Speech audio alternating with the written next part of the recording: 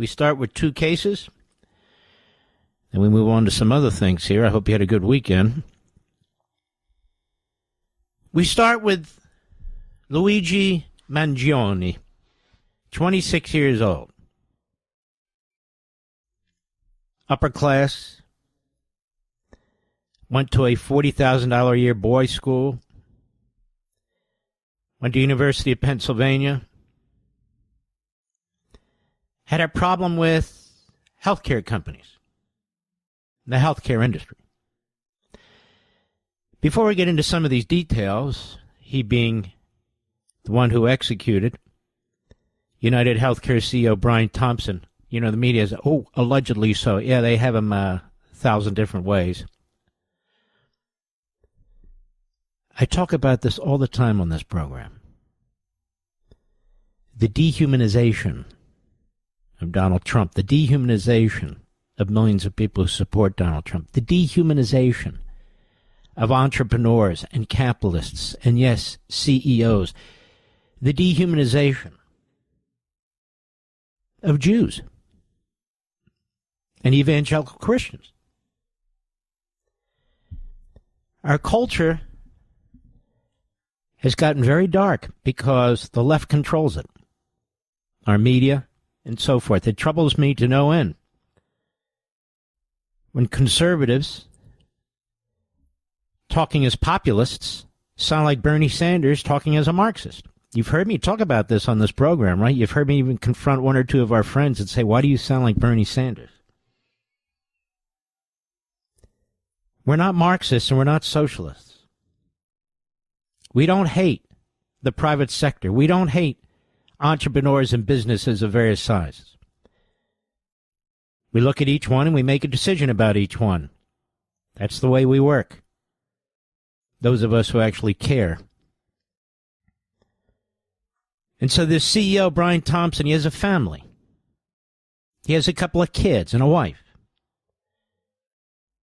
And he was shot as his back was turned to Luigi Mangione.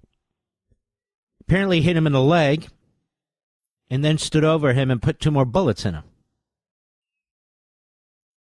And put words as messages on the shells, that is, on the bullets, so they would be found. He's got a short manifesto, apparently. That's right. Now, you'll never hear about them talking about the left being violent. You'll never hear them talking about that. Socialists being violent, Marxists being violent. We'll learn more about Luigi Mangione, but I suspect his radicalism came not from his family, but from his education. From his well-heeled high school and in college. Meanwhile, the family, Brian Thompson, for the rest of their lives, they have to watch that video of their father, their husband, being shot like he was. New York Post, suspect in fatal health shooting of UnitedHealthcare CEO Brian Thompson, ID'd as Luigi Mangione, an Ivy League college student, writes Joe Marino and Kate Sheehy. He was nabbed in the killing as an anti-capitalist Ivy League grad who liked online quotes from Unabomber Ted Kaczynski and seethed in a manifesto. These parasites had it coming, law enforcement sources told the Post on Monday in his manifesto. Tech whiz Luigi Mangione, originally from Towson, Maryland, not too far from where I'm broadcasting, apparently hated the medical community because of how it treated his sick relative. He's not been charged in the slang, but was taken into custody this morning while eating at a McDonald's in Altoona, Pennsylvania. Yeah. The former prep school valedictorian, he graduated at the top of his high school class, was caught with a ghost gun. They used his 9mm bullets, in other words, he built the gun, as a silencer, a U.S. passport, 4 fake IDs with names used during the killer's stint in New York City, and a manifesto. The manifesto consisted of 2.5 handwritten pages that mirrored the quotes that Mangione posted on his Goodreads account from wacky anti-establishment. He's not wacky. He's terrorist. Anti-establishment Ted Kaczynski, the infamous Unabomber who terrorized the country for nearly 2 decades by mailing deadly bombs before he was nabbed in 1996. Kaczynski had written, imagine a society that subjects people to conditions that make them terribly unhappy, then gives them the drugs to take away their unhappiness. We hear this kind of pablum all the time, don't we? Science fiction. It's already happening to some extent in our own society. Instead of removing the conditions that make people depressed, wrote Kaczynski, in modern society gives them antidepressant drugs. In effect, antidepressants are a means of modifying an individual's internal state in such a way as to enable him to tolerate social conditions that he would otherwise find intolerable. Antidepressant drugs also save people's lives, many of them. The manifesto said the suspect acted alone. Excuse me. He had a particularly personal reason to hate the medical community, its treatment of an ailing relative. Online obituaries show he lost a grandmother in 2013 and a grandfather in 2017.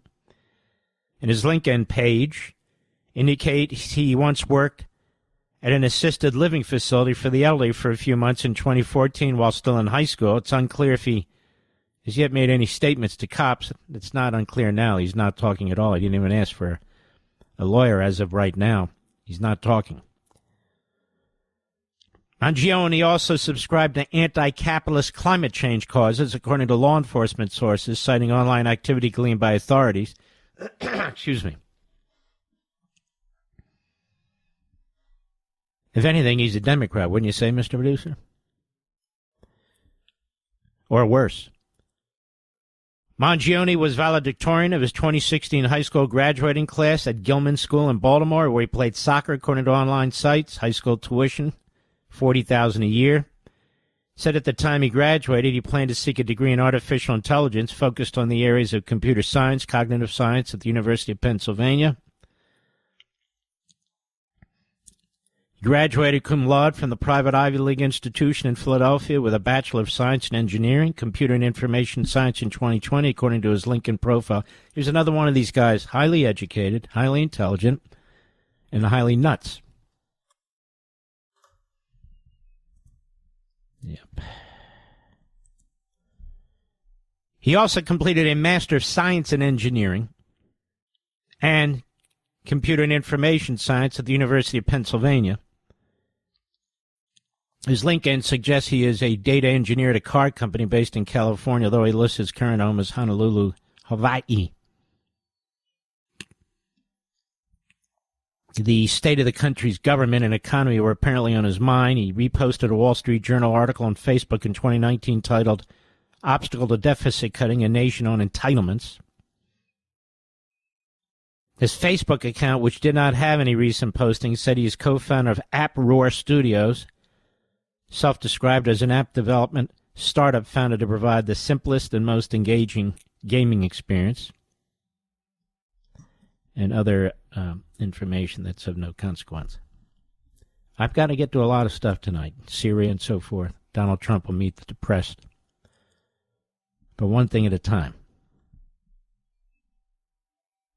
Now a little bit more about this cold-blooded killer. Daily Mail, he's an heir to holiday resort fortune created by his grandparents and has sister who's a top doctor. I'm sure they're in absolute shock, quite frankly. Here's the thing. You can have a family member that goes off one of these radical left-wing causes and not have any idea that they're going to kill somebody. Luigi Mangione comes from a powerful Maryland family centered around the late patriarch Nicholas Mangione, a first-generation American who built a real estate empire in Maryland that included country clubs and media. Nicholas, who died in 2008, aged 83 after suffering a stroke, was the owner of Turf Valley Resort and Hayfields Country Club, as well as the radio station WCBM. That's our radio station, Mr. Producer. He was born in Baltimore's Little Italy, which is a wonderful spot, to a poor family, but worked his way up from nothing. He also founded the nursing home Levin Health Services. Luigi volunteered as his grandpa's nursing home in 2014. Now, Nicholas, the patriarch, had 10 children, including Luigi's father, Luis, and was married to his wife, Mary, until his death. The couple lived in a $1.9 million mansion on his country club. His wife died in 2013. Now, Luigi, the killer, is also the cousin of Republican Maryland House of Delegates member Nino Mangione, as reported by the Baltimore Sun. And Luigi's mother, Kathleen Zanino Mangione, owns a boutique travel company, and his sister. In other words, this is a family that is his parents, his grandparents, that built themselves up from the bottom up, who worked hard, who created these various businesses and so forth. Luigi Mangione is being held in a jail in Altoona, Pennsylvania. They'll be shipping him off to New York in no time, I'm sure. Now, he was detained at McDonald's in Pennsylvania around 9 a.m. this morning on firearm charges and is said to have been found with a ghost gun that may have been made using a 3D printer. He is originally from Towson, Maryland, and is an anti-capitalist. He grew up in considerable comfort. He's fairly muscle-bound, they report here. His ties to San Francisco. He's not been charged yet in connection with the murder of Thompson. That'll come. That'll be New York's turn. He was snagged inside the McDonald's at 407 East Plank Road in the south of Altoona, Pennsylvania. Newspaper said a 911 call was made from the cafe at around 9:15 a.m. on Monday. The 911 caller, who potentially identified the gunman at the Altoona McDonald's, was an elderly patron, according to an anonymous law enforcement official. Now, this conflicts some with reports we're hearing on TV that says it was an employee. Police Commissioner Jessica Tisch confirmed that Mangione was in possession of a gun. And so, I listened to her. And at the end of her statement today, she's slobbering all over Alvin Bragg. Did you hear that, Mr. Producer? We want to thank Alvin Bragg, his outstanding people. They're just unbelievable. What the hell did Alvin Bragg have to do with this? This is, first of all, it's the cops at all levels of law enforcement. What did Alvin Bragg do? He actually found somebody that he doesn't support, who's a criminal. The ID matched the one the suspected killer used to check into a New York City hostel. He was also found with a manifesto. They got his fingerprints. They have his DNA. They have the manifesto. They have his face. They have him dead to rights. Now, Pennsylvania still has the death penalty, but this murder didn't take place in Pennsylvania. It took place in New York, which has abolished its death penalty. So he will not see the death chamber. I'm just letting you know. Now, we'll keep track of this. I'm not going to do what other broadcast outlets do, which is just keep looping the same damn thing over and over and over again. If we get new information while I'm on the air here, I will be the first to present it to you.